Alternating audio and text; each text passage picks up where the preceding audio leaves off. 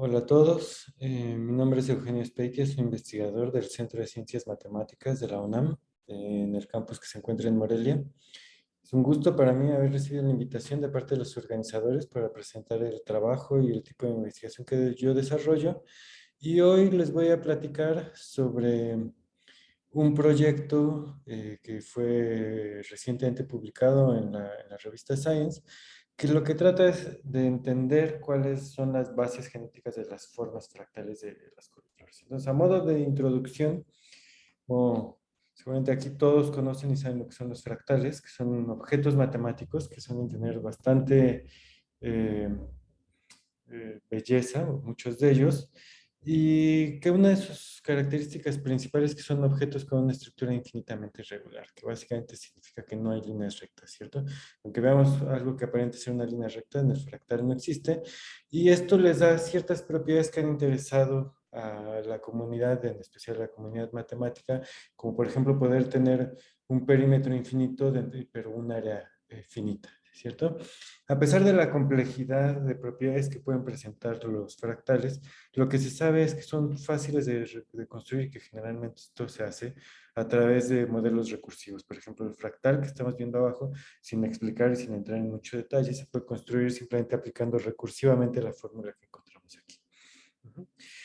En la biología y en las ciencias naturales, los fractales han interesado mucho por la belleza que tienen en principio, por la gran regularidad que tienen. Por ejemplo, tienen muchos, no todos, pero muchos de los fractales tienen una propiedad que se llama autosimilaridad, que básicamente lo que nos dice es que si nosotros tomamos un cacho en fractal como el que estamos observando aquí, tenemos este pedazo y hacemos un zoom en él, lo que vamos a encontrar es que tenemos exactamente la misma estructura. O dicho de otra forma, que si nosotros hacemos un zoom constante sobre el fractal, lo que vamos a encontrar es el fractal una y otra vez.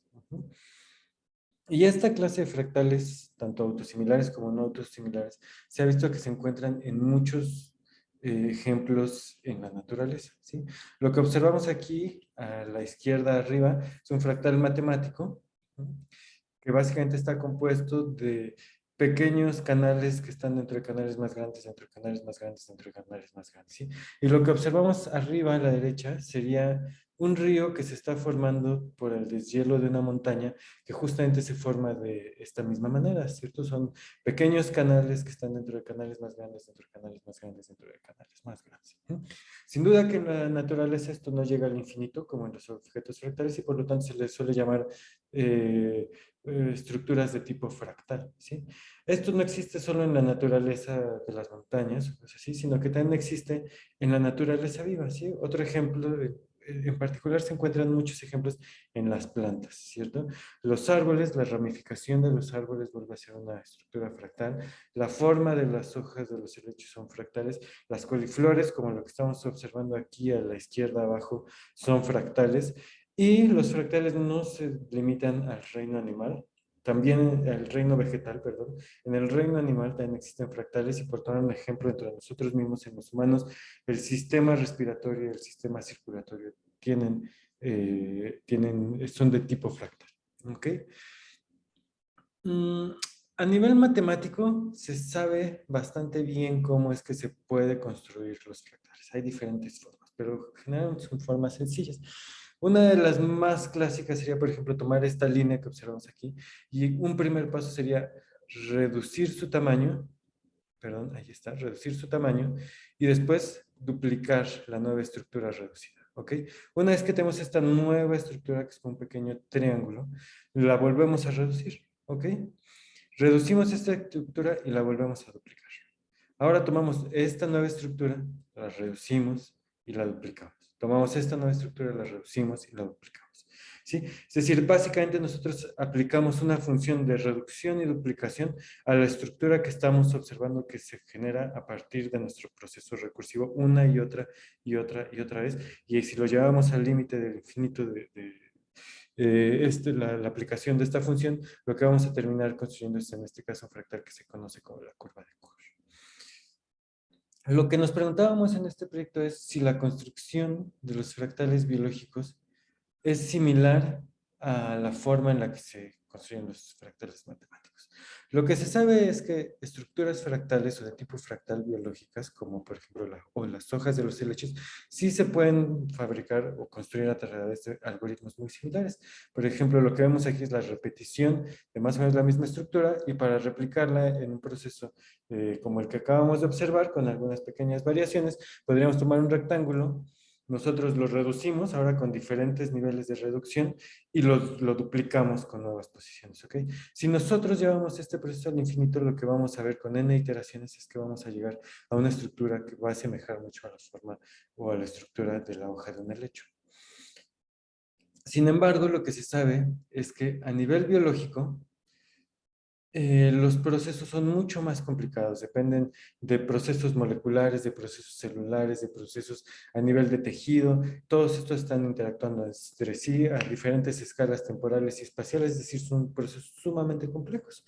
Y entonces lo que nosotros tratamos de entender es cómo sería el proceso de desarrollo biológico que permite construir un fractal como el que observamos aquí, que en este caso es una coliflor que se conoce como la coliflor romanesco. Para entender cómo se puede desarrollar una coliflor como la coliflor romanesco, pues hay que entender un poquito sobre cómo se desarrollan las plantas. Las plantas, o el desarrollo de las plantas lo podemos dividir en dos grandes fases. ¿Sí? No son las únicas, pero serían, digamos, las más importantes. Uno sería el desarrollo vegetativo. Durante el desarrollo vegetativo, las plantas básicamente desarrollan nuevas hojas o ramas o raíces, también puede ser. Pero en algún momento las plantas pasan a otra fase de desarrollo que se conoce como desarrollo reproductivo, en el que básicamente además de poder construir o desarrollar estructuras vegetativas, desarrollan flores, ¿sí? O producen flores, ¿sí? Que son la estructura reproductiva de las plantas. ¿Cómo es que se da este desarrollo? Pues este desarrollo se da a partir de los ápices, ¿sí? Es decir, de las puntas de las ramas de todas las plantas. Lo que vamos a encontrar en las puntas de las ramas aquí, ¿sí? En cualquier punta, es que en la punta se encuentra una estructura que aquí estamos haciendo un tipo zoom, que se le conoce como meristemo. El meristemo en realidad no sería todo lo que estamos observando, el meristemo sería únicamente esta región, la masa apical, y lo que ocurre es que los meristemos tienen la capacidad de a sus costados o en las zonas laterales producir nuevos órganos. ¿Sí? Estos órganos pueden convertirse ellos mismos en meristemos o pueden convertirse en un órgano diferenciado como podría ser una hoja o una flor. ¿Ok?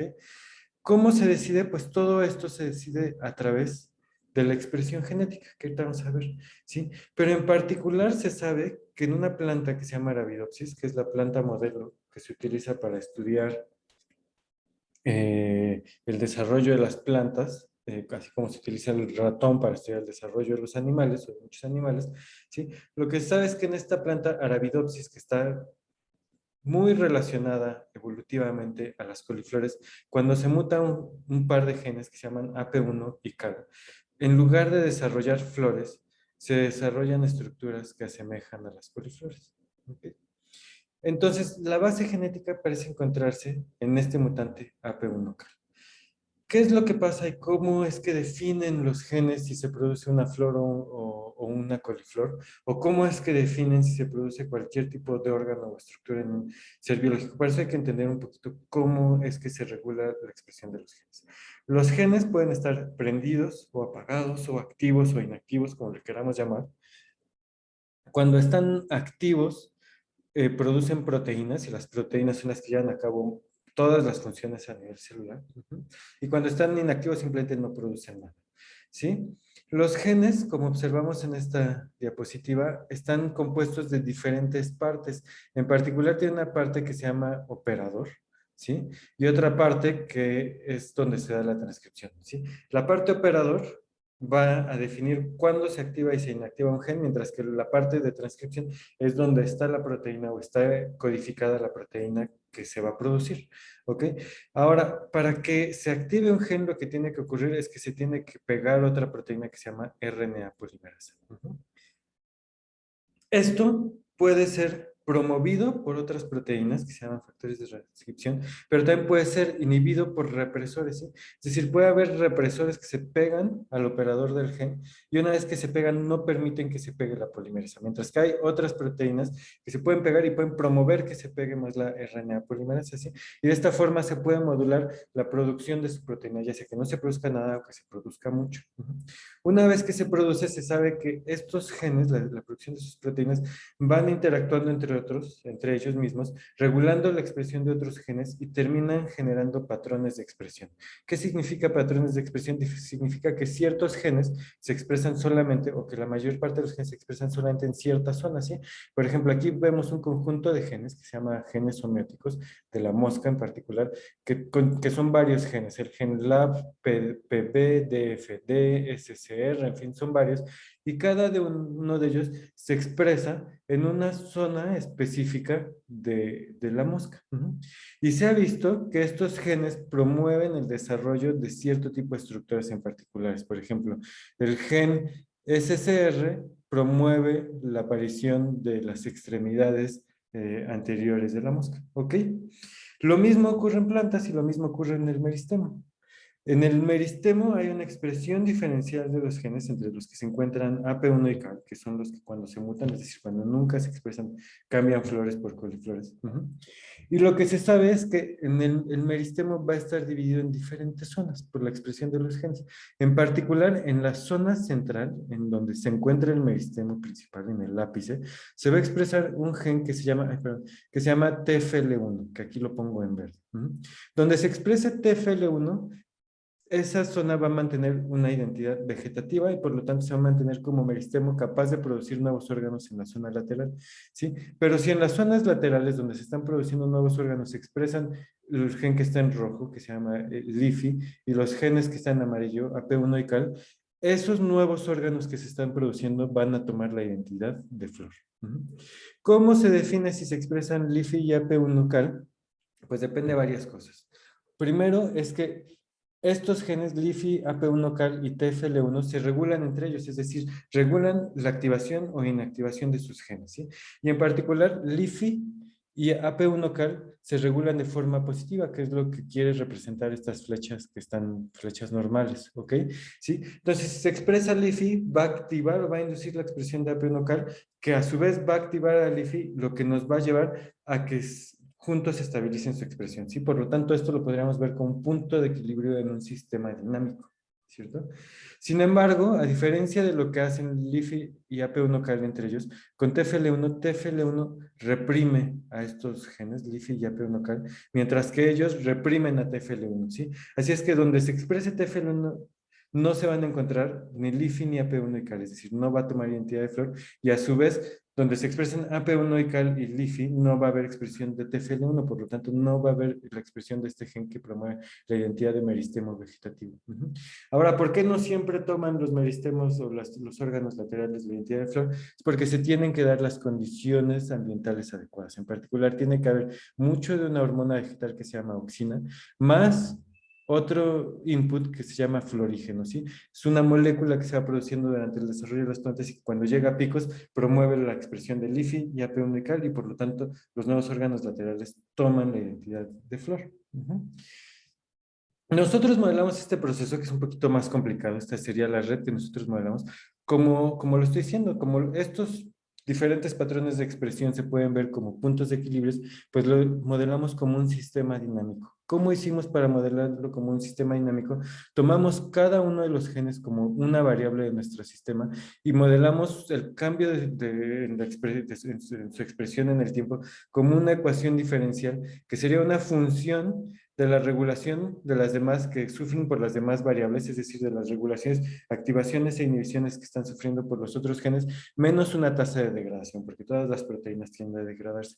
Teníamos 4 variables principales, TFL1, que es el gen verde que promueve la vegetatividad, LIFI, AP1 y CAL, que los conjuntamos en uno solo, que promueven la floración, y otro que se llama SAX, que está induciendo hacia la floración. ¿Okay? Teníamos 2 inputs y para para expresar esta función de regulación, ya sea de activación o inhibición, tomamos ecuaciones o funciones de la forma que se encuentra aquí abajo. Ahora, estas funciones tienen una explicación biológica. Aquí, por cuestiones de tiempo, no alcanzo a explicarlo, pero van a hacer, estas funciones son de forma sigmoide y en particular los valores de sus parámetros tienen un significado biológico, ¿sí? Y toman dos formas, la que tenemos aquí a la izquierda, que sería para las activaciones, y la que tenemos a la derecha, que ahora estoy señalando, que sería para las inhibiciones, ¿ok? Y lo que tendríamos entonces sería una función que acoplaría a través de sumas y productos la activación e inhibición que cada uno de estos genes está sufriendo en el tiempo.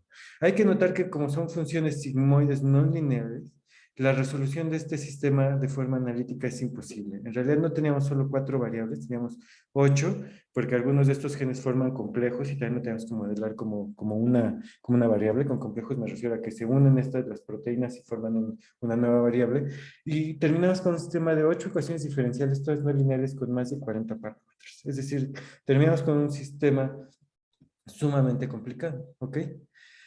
Eh, lo que hicimos pues fue simularlo, ¿sí?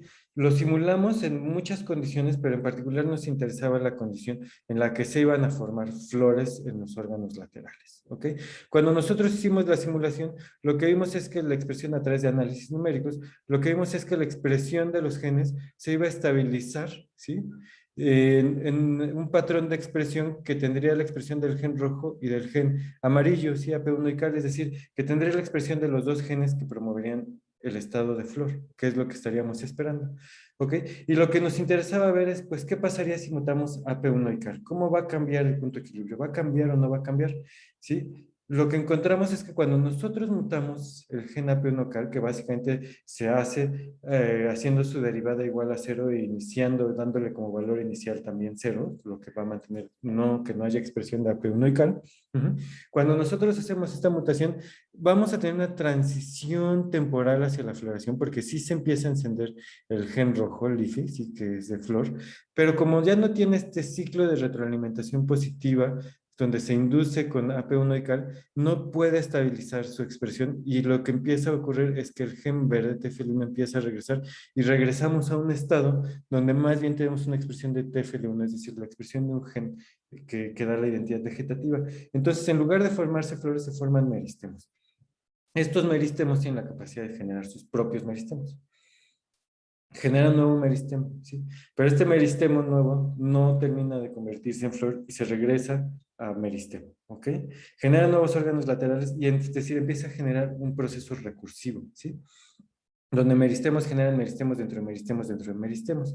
Ahora, nosotros creímos cuando hicimos esta mutación, esta simulación, que esto daba la explicación. Sin embargo, lo que también podemos observar es que cuando nosotros hacemos la mutación del gen LIFI, nosotros también regresamos a un punto de equilibrio vegetativo, es decir, regresamos a un patrón de expresión que representaría un meristemo. Entonces, la pregunta es, ¿por qué solo cuando se muta AP1 y CAR es cuando se forman las estructuras de coliflores? Esto no lo podemos resolver con nuestro sistema de ecuaciones diferenciales acopladas, y lo que hicimos fue más bien acoplar nuestro sistema de ecuaciones diferenciales a un modelo macroscópico de desarrollo. En particular, utilizamos un tipo de reescrituración que se llama sistemas Celes, que es una gramática formal que está definida por un alfabeto de variables, que en nuestro caso el alfabeto va a representar las estructuras de las plantas como meristemos, ramas, hojas, las diferentes cosas. Esos son los parámetros, pueden ser parámetros de crecimiento, de posición, en fin, el valor de los genes que habría dentro de esa estructura.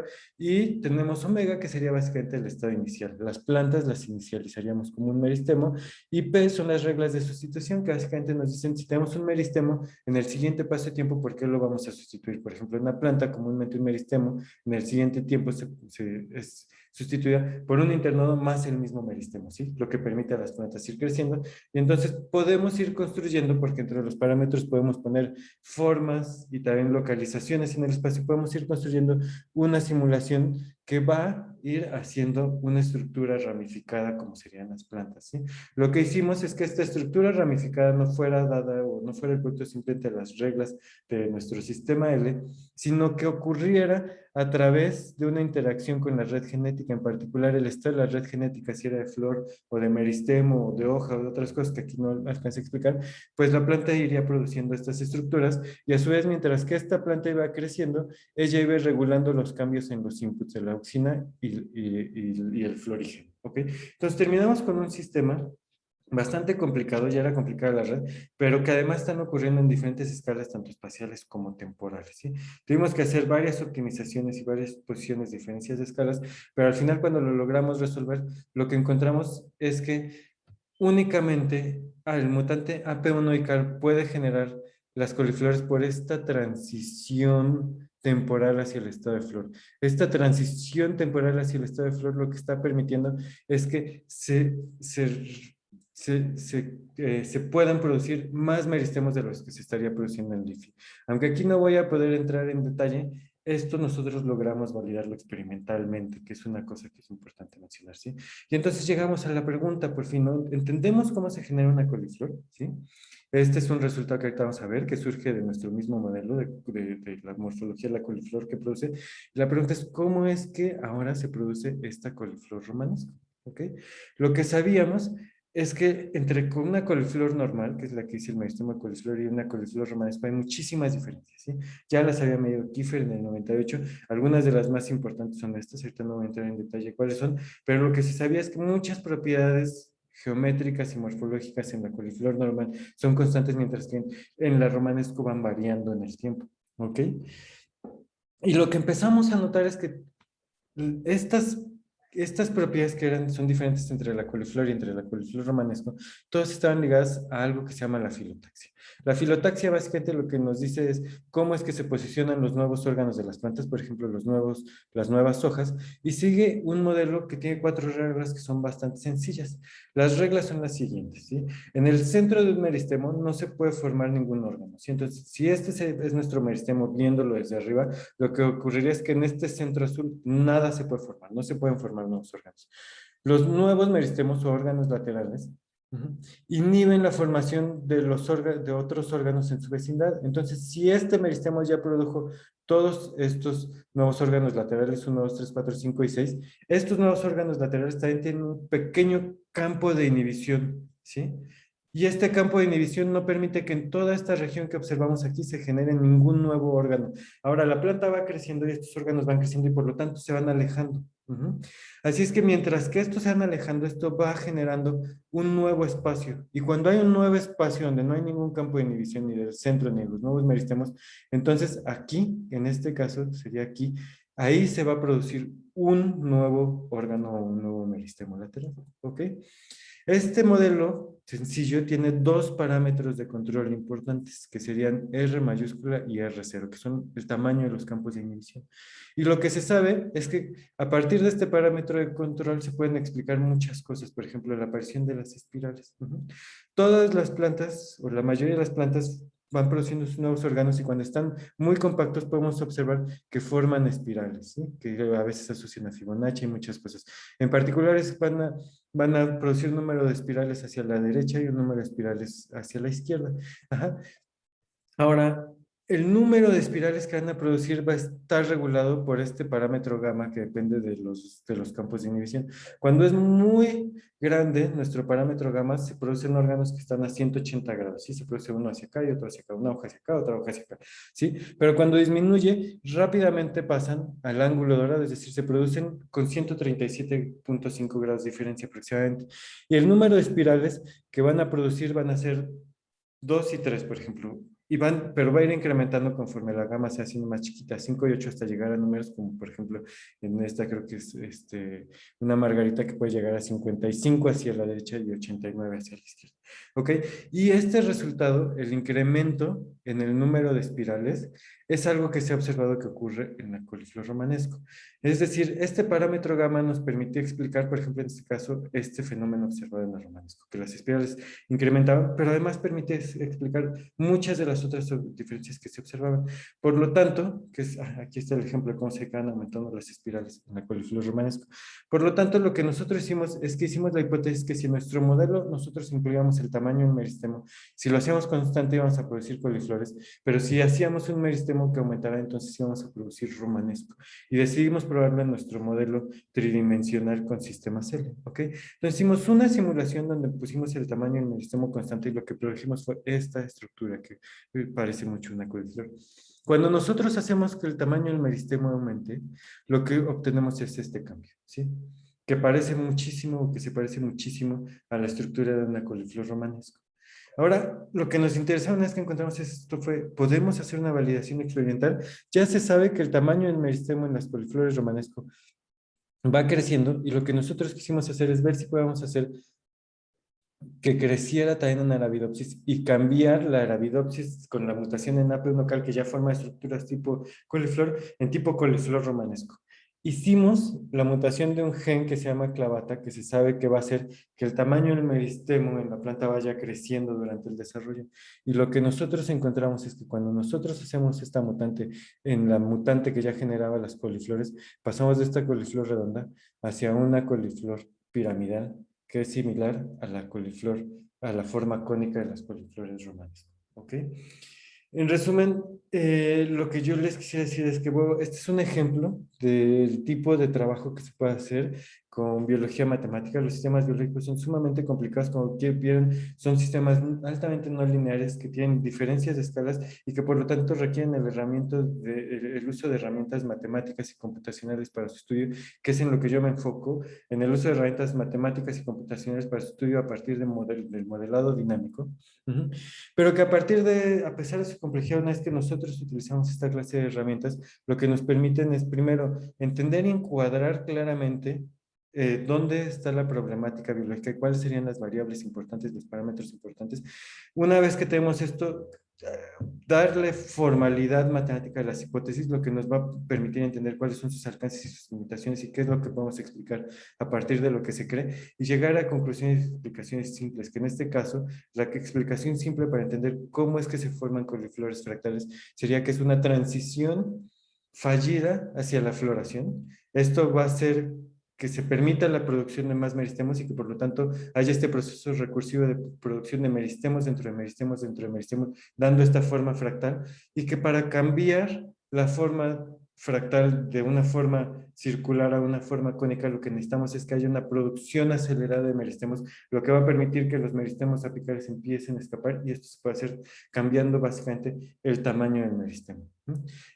Yo los invitaría a que si tienen preguntas seguramente voy a estar aquí, entiendo que puedo estar aquí para responderlas en vivo, con gusto lo voy a hacer y si no me pueden contactar, me pueden encontrar en la página del Centro de Ciencias Matemáticas, mandarme un correo, yo con gusto responderé y pues nada, estas son las personas que estuvieron involucradas en el proyecto, el doctor François Parcy, Gabriel Tichinsky y Marie Lemasson que llevaron los experimentos biológicos y yo con el doctor Christophe Golan que realicé toda la parte de modelado y muchos colaboradores que hicieron otras partes del proyecto.